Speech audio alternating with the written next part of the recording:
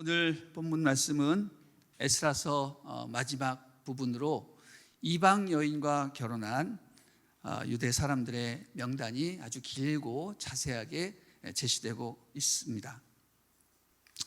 제가 처음 설교를 위해서 이 본문을 접했을 때 이 발음하기도 힘든 사람들의 이름이 쫙 있는 것을 보고서 이걸 어떻게 설교를 해야 되나 참 마음이 많이 어려웠습니다.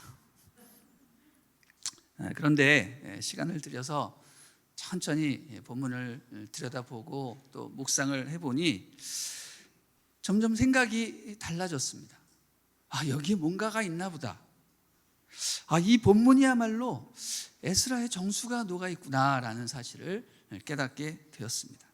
다시 말해서 에스라가 그렇게 노력하고 열심을 다해서 얻은 사역의 열매가 바로 이 사람들의 명단이 아닌가 그런 생각이 들게 되었던 것입니다.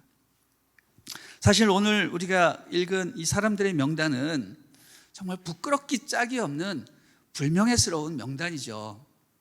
마치 요새 신문 일면 헤드라인에 자주 등장하는 그 검찰 조사로 인해서 드러난 불법 정치인들의 명단을 보는 것 같은 그런 충격적이고 부끄러운 그런 명단임에는 틀림이 없습니다.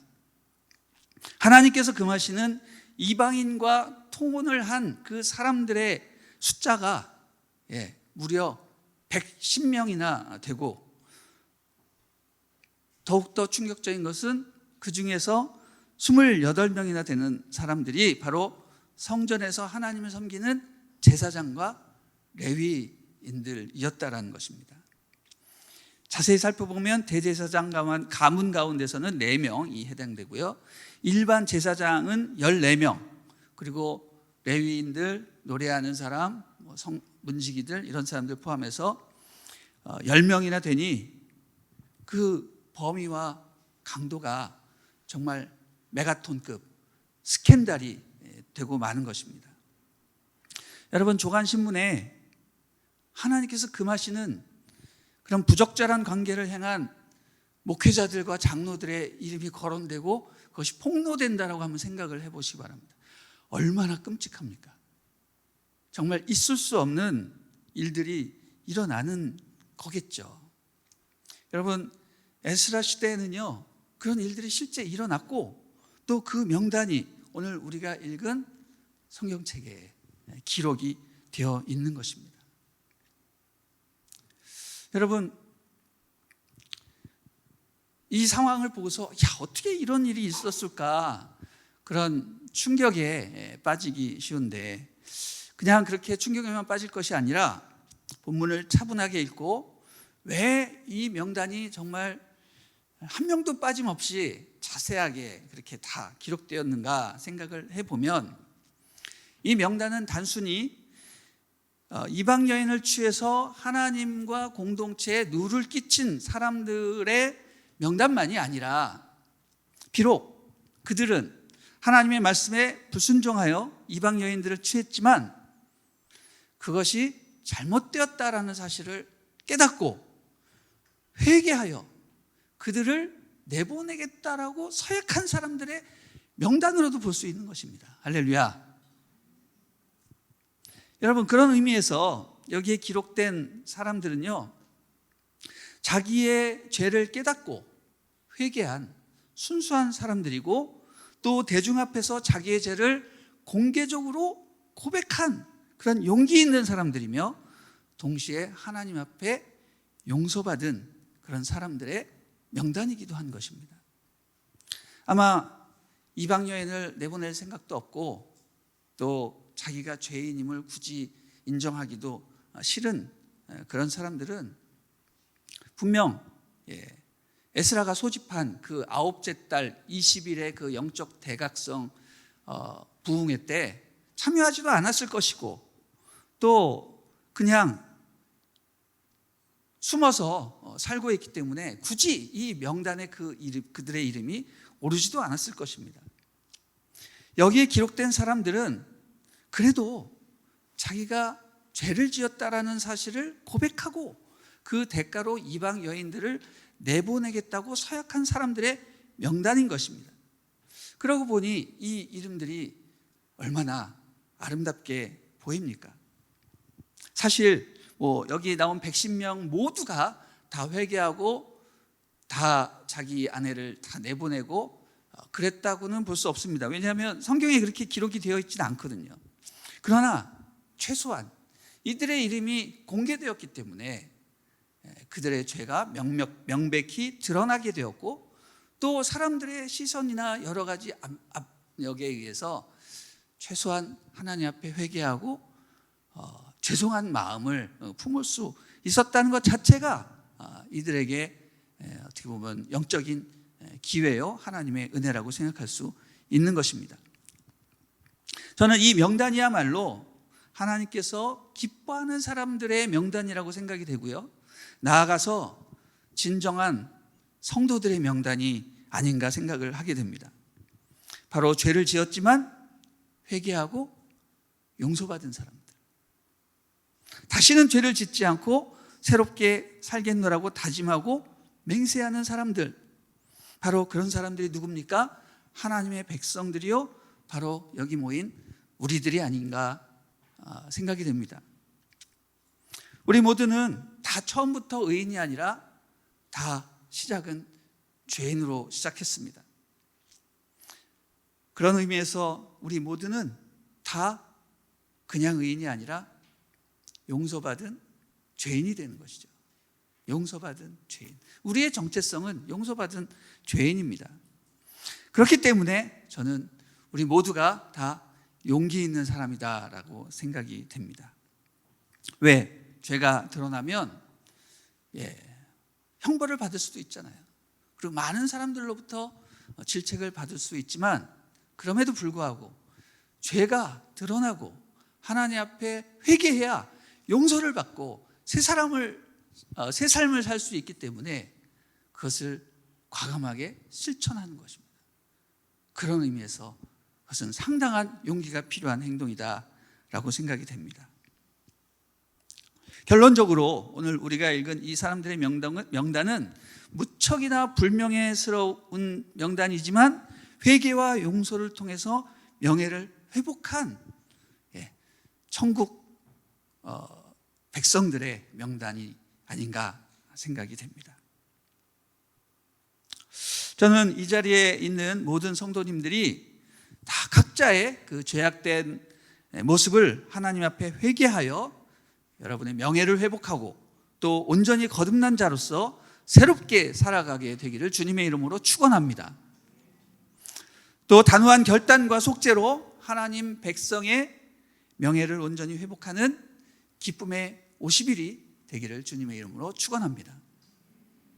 에스라는 성전 재건이 어떻게 완성되어 가고 있는지를 암묵적으로 보여주기 위해서 제일 마지막에 이 명단을 공개했다라고 생각이 됩니다. 그토록 기고만장하고 또 자기는 죄 안 짓고 떳떳하게 산다며 공동체 리더 노릇을 하던 사람들이 하루아침에 불명예스럽게 되었습니다.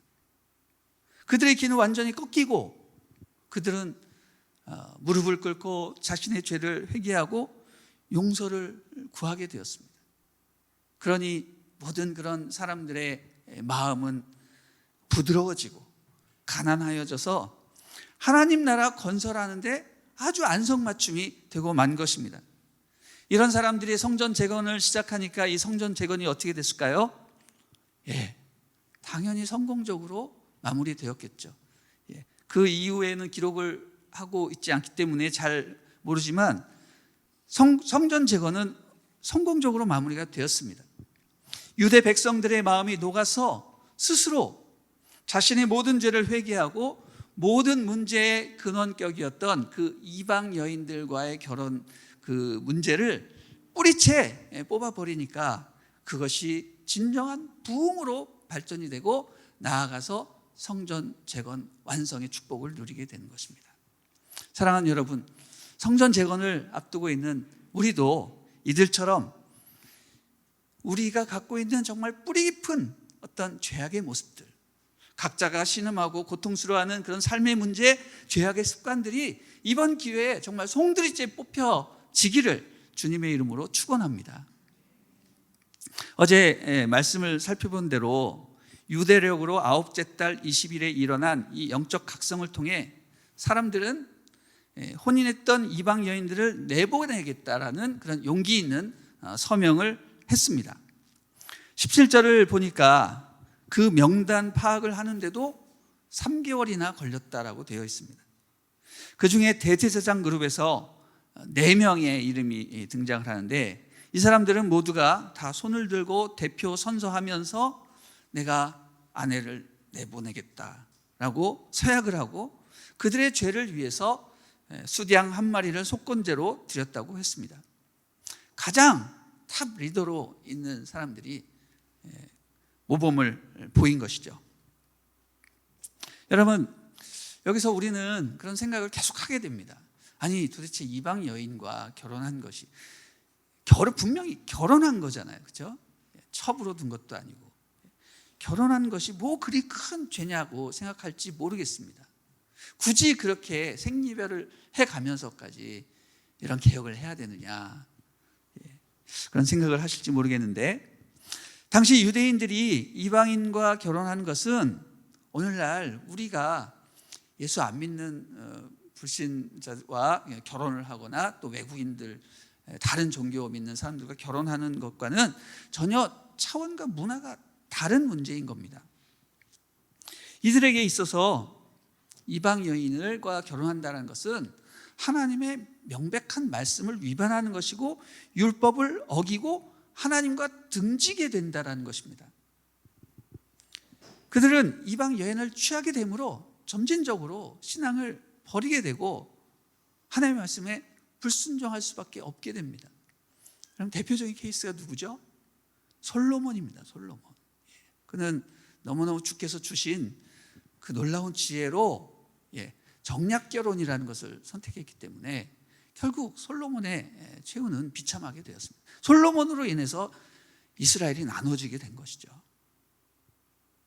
그렇기 때문에 이 문제를 우리가 그냥 쉽게 생각하고 넘어갈 수 없는 것이죠. 그렇기 때문에 우리가 이 본문을 이해하고 적용할 때 뭐 1차적으로 교회 안 다니는 사람하고는 절대로 결혼하면 안 되겠다, 우리 자녀들 시집 장가 보내면 안 되겠다, 뭐 그런 적용을 할 수도 있겠지만, 그것보다 더 우리가 영적으로 적용을 하자면 이들이 빠져 있는 그런 심각한 죄악들, 이것을 어떻게 청산하고 해결할 수 있을 것인가, 이것에 우리가 관심을 갖고 기도하고 적용을 해야 되는 겁니다.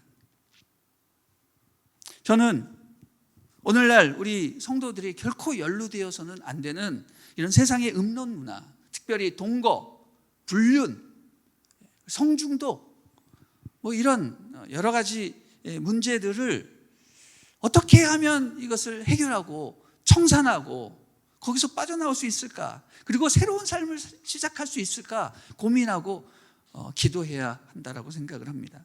그렇기 때문에 오늘 우리가 보는 이 명단의 이름들은요, 어떤 사람들이냐, 현실에 그 아주 편만해져 있는 그런 세상의 모든 죄악들, 그런 그 현실을 극복하고 나는 과연 어떻게 새로운 삶을 살 수 있을까 노력하고 또 기도하는 그런 용기 있고 믿음 있는 사람들로 봐야 한다라는 것입니다. 특별히 우리가 눈여겨봐야 할 사람은요, 26절에 나오는 그 엘람 사람 가운데 여히엘이라는 사람입니다. 26절 한번 읽어보겠습니다.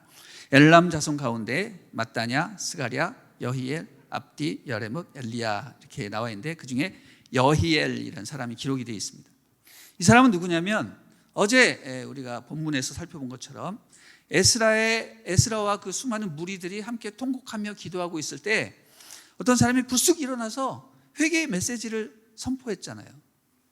그 사람이 누구냐? 바로 이 여히엘의 아들 스가냐였다라는 것입니다. 즉 스가냐는 이방 여인과 결혼한 아버지의 소생이었다는 거죠. 자, 우리 어저께 본문인데요. 말씀 한번 읽어보겠습니다. 에스라서 10장 2절인데요. 제가 읽어드리겠습니다. 우리가 이 땅의 이방 여자와 결혼해 우리 하나님께 죄를 지었습니다. 그러나 이런 일에도 불구하고 이스라엘에게는 아직도 소망이 있습니다. 우리가 우리 하나님 앞에 언약을 세워 내 주의 교훈과 우리 하나님의 계명을 두려워하는 사람들의 충고에 따라 모든 이방 여자들과 그 자녀들을 내보내기로 합시다. 율법에 따라 그렇게 합시다. 이렇게 선언했던 것입니다. 바로 이 사람의 선언으로 인해서 영적 대각성이 시작이 된 것입니다. 여러분, 스가냐는요, 자기 아버지 여이엘의 죄악을 공개적으로 말하고 있는 것입니다. 여러분, 우리가 이 땅의 이방 여자와 결혼해 우리 하나님께 죄를 지었습니다. 누가요? 자기 아버지가 그런 죄를 지었다라고 공개적으로 고백을 하는 거예요. 그것으로 인해서 자기가 고통받고 있다라고 말을 하는 것입니다. 나중에 결과가 어떻게 됩니까? 그것으로 인해서 자기와 자기 어머니가 공동체에서 쫓겨나게 되는 거예요. 여러분, 그는 아마 이방 여인의 소생으로서 많은 고통과 서러움을 당했는지 모르겠습니다. 너무너무 힘들고 어렵기 때문에 자기는 운명이었기 때문에 그렇다 치더라도 앞으로 내 후대 그리고 다른 사람들은 이런 고통의 죄악에서 좀 벗어났으면 좋겠다. 그런 의미에서 이 사람은 용기 있고 담대하게 선포하게 된 것이죠. 우리가 이때까지 이방 여인과 결혼하여서 하나님께 죄를 지었습니다.